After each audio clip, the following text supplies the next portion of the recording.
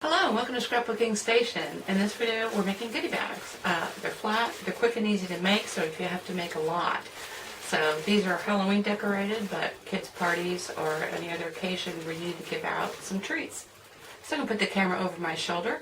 We'll get started. Yeah, let's begin by looking at the material. This again is my dunnage. So I've got rolls and rolls of it. Craft is a great color for Halloween, and also it's just the right weight.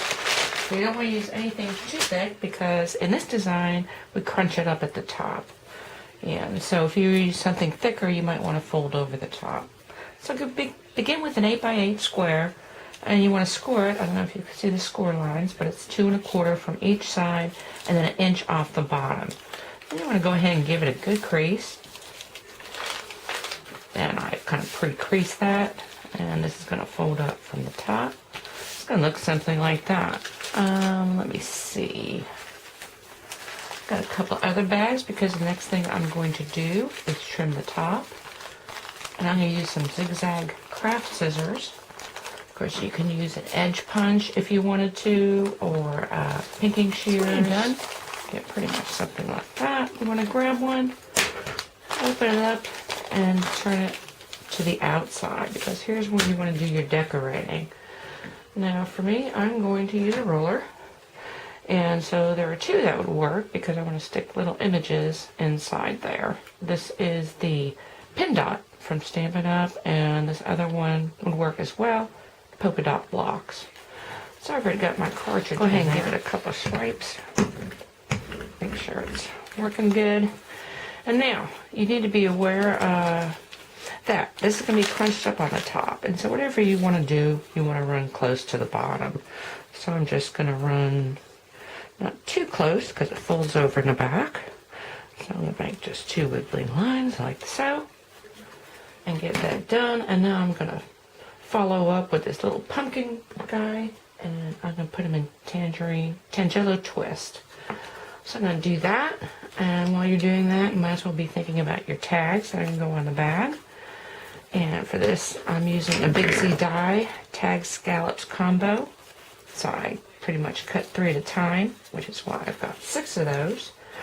If you don't have a die cut punch, just make a rectangle and go ahead and stamp it, punch a hole in it, and you can use that as well.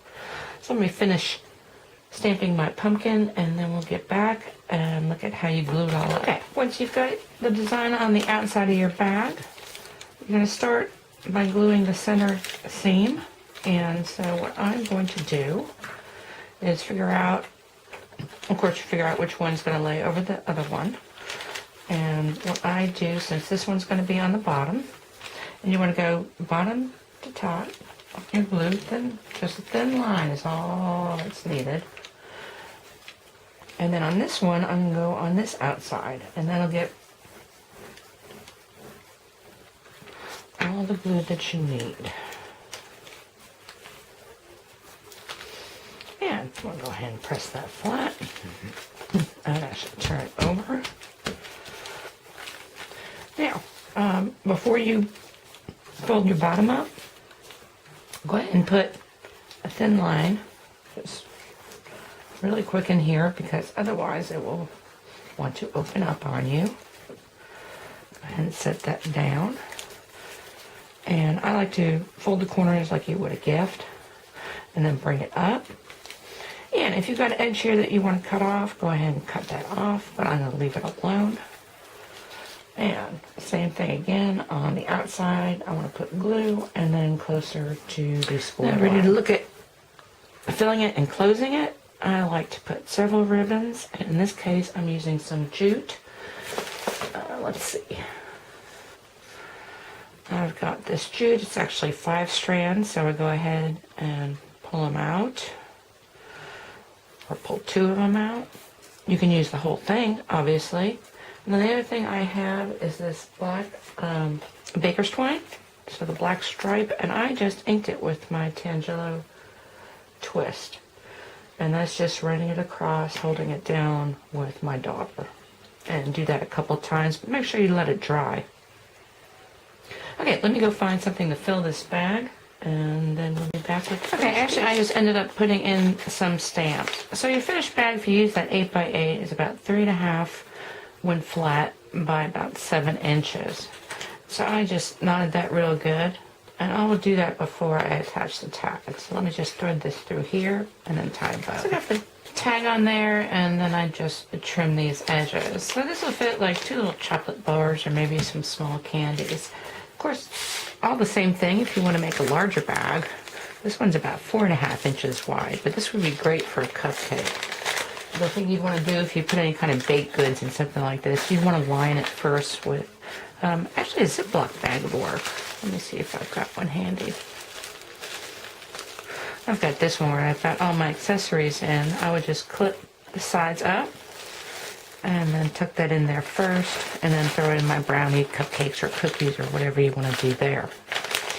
And of course, you don't have to use craft paper. It works great for Halloween, which is this bag, but I've got some other dunnage, which is maybe a little fancier, and that works as well. This is the silver. Remember, when you're working with silver, you want to use stays on. So I'm hoping you can see that. Let's see if we can get it to be something like that. And then, of course, just make cording tags and embellishments. And there's that paper twine cording again. And then let's see what also works. Some wrapping paper is a good weight for this. And then I created another bag with some parchment paper. And so this bag is, actually the parchment paper comes in 15-inch lengths, or widths.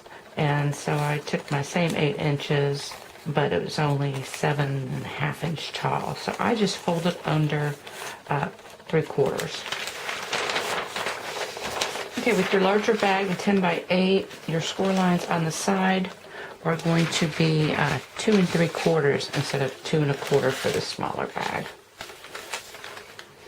Anyway, this is a great project. If you're working with your little one, they can help out and fill the bags for their friends and classmates or the people coming to their party. Anyway, quick and easy. I hope you took something away with you can use in your own paper crafts.